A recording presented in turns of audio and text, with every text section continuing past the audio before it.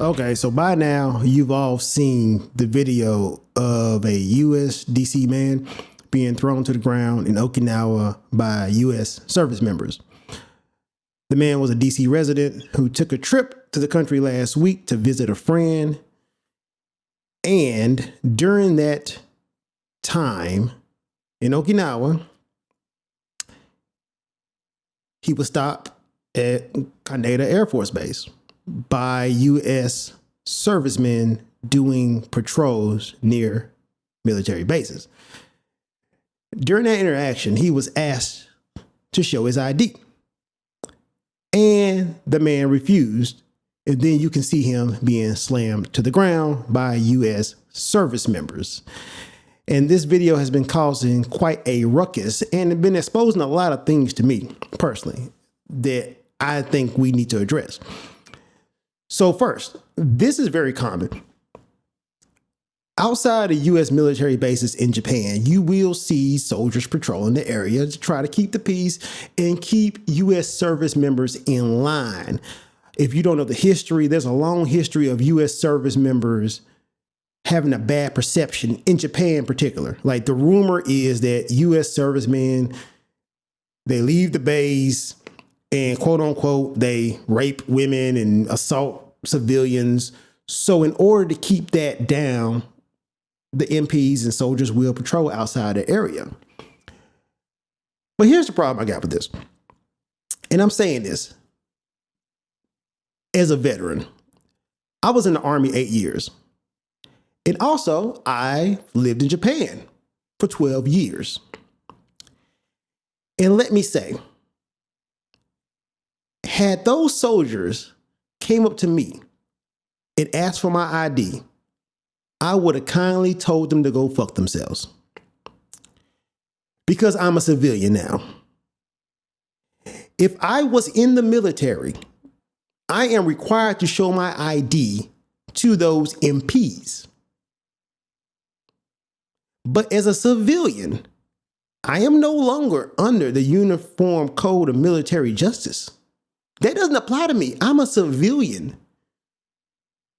And in that video, I didn't see the guy who called himself Captain L. I didn't see him cause a ruckus. I didn't see him swing at nobody. I didn't see him cause a threat to any of those soldiers. It was a case of, hey, I asked you to do something, you didn't do it, now I'm flexing my power. A case of assholes with too much power.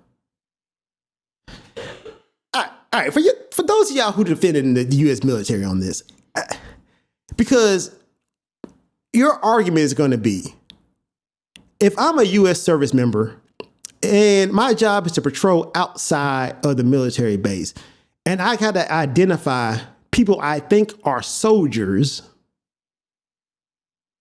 if he doesn't show me his ID, how do I know he's not a soldier trying to get around and circumvent the system and cause trouble? That's kind of the problem, right? That's the issue in itself. And you mitigate that by having a Japanese authority with you. It should be a joint venture anyway. You shouldn't be out there patrolling alone, because if you're patrolling alone, only thing you're depending on is basically racially identifying somebody and saying, hey, you look like a military person. Like, what if that would have been a person from another country? Of course, maybe the accent would have tipped you off. What if there's Canadian? Are you still going to ask them to show their ID? Like, if I was a Canadian in Okinawa, not even a U.S. citizen, but I have a U.S. accent, or I look American, and you ask me to show my ID, do I have the right to say no? Like, in general, if I was a soldier, I have a right to say no. The question isn't if those soldiers have a right to ask for the ID. They can ask. But even if you're a soldier outside of base, you have the right to say no. And that should be respected. No. Even if that soldier was antagonizing them, saying nana nana boo boo, neener neener neener, you should have enough discipline and restraint not to attack that civilian or that soldier or whoever it is outside of the base, because that's going to make the U.S. military look bad. And that's all this is doing, is making the U.S. military look bad. It's making us look like jackleg thugs who do whatever the fuck we want to do. If you're in a foreign country, you obey that country's laws. Now, once again, it'd have been different if all this happened within the walls of that military base, but it did not. It happened outside of that military base. You defer to the country you're in's laws. You get their police department, right? Because if this happened to a Japanese citizen and they would have slammed them down, it'd have been an international incident. It'd have been an international incident, and oh boy, PR departments would have been scrambling. But it happened to a black guy at Okinawa who they thought was in the military, who wasn't. And everybody like, well, you should have just showed your ID. Why did you show your ID? I don't have to. That doesn't matter. You should have showed it. But I don't have to. And they were wrong to ask me that. That would have been an illegal request. So am I just supposed to obey the law? Well, you got to get along to get along. I'm like, no, dog. Contradictions that need to be addressed. And I'm surprised at how many bootlickers out there are supporting the U.S. military in a foreign land, dumping a U.S. citizen. I'm pretty sure this is one of the don't tread me type people who always saying, hey man, don't you tread on me. The government can't tread on me. And now the government is treading on somebody and y'all like, well, you should have listened. It's a problem, bro. It's a problem because you're on a foreign land. You should by default, run your ass to the Koban, the Japanese police box, tell the Japanese police, hey, this guy won't show his ID. Say why you think he's a threat. Bring them to the situation and have them ask for his ID. Now, one thing about me in Japan, I hate it, but the law states I have to show my Zairyo card or my Gaijin card to any police officer that asks. Them's the rules. I hate it. So if they ask me, hey, Marcus, I need to see your ID, and you're a Japanese police officer, I'll show you my ID. I'll show you my ID because that's what I'm supposed to do. Now, one thing I don't do, and like this got me in trouble, like when they ask to search my property, I say no.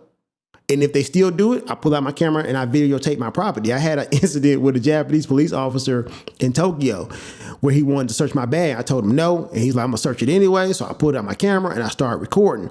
And he was like, you can't record. I was like, no, I'm not recording you. I'm recording my bag. So you telling me I can't record my own property? And that actually made him stop searching my bag. Right? But I've had incidents with friends walking in Japan and got stopped by the police department and harassed, right? But overall, most us foreign people in Japan will obey the Japanese law.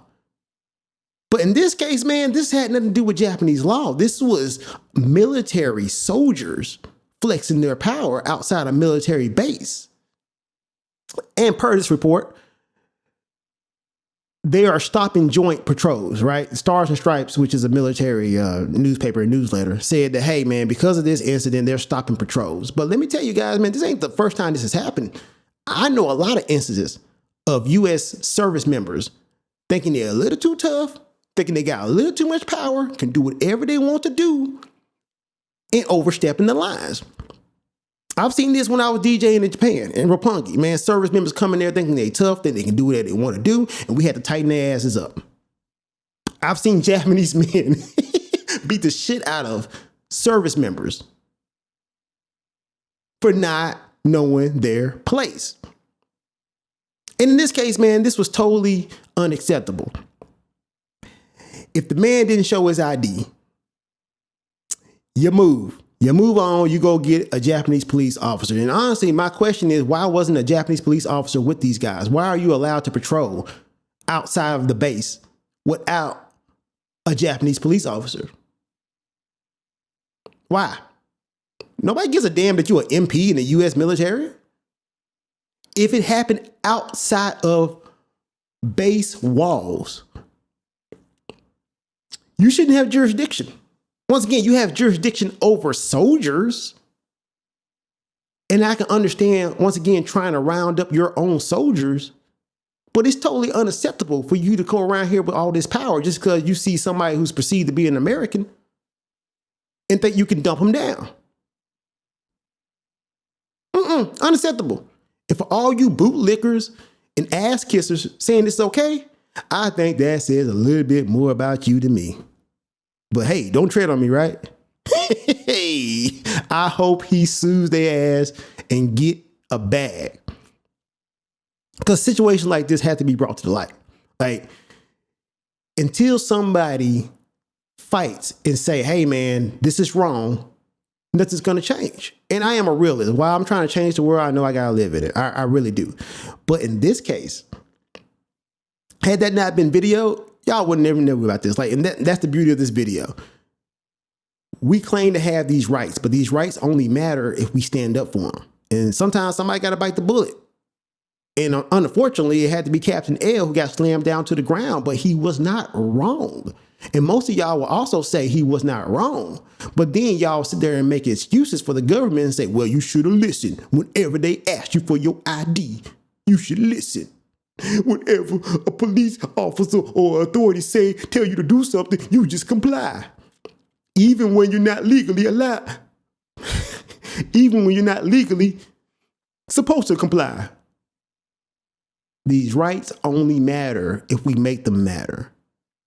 And quiet as kept, a lot of y'all are just okay giving up your rights because you're lazy, don't want to fight, or the person who's getting their rights violated doesn't look quite like you and half the hue that you have, maybe a little bit more melanated.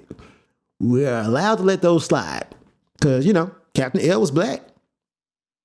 And let's just go ahead and call it the elephant in the room. Had dude been a little less melanated, hey, I think it would have been more of a problem.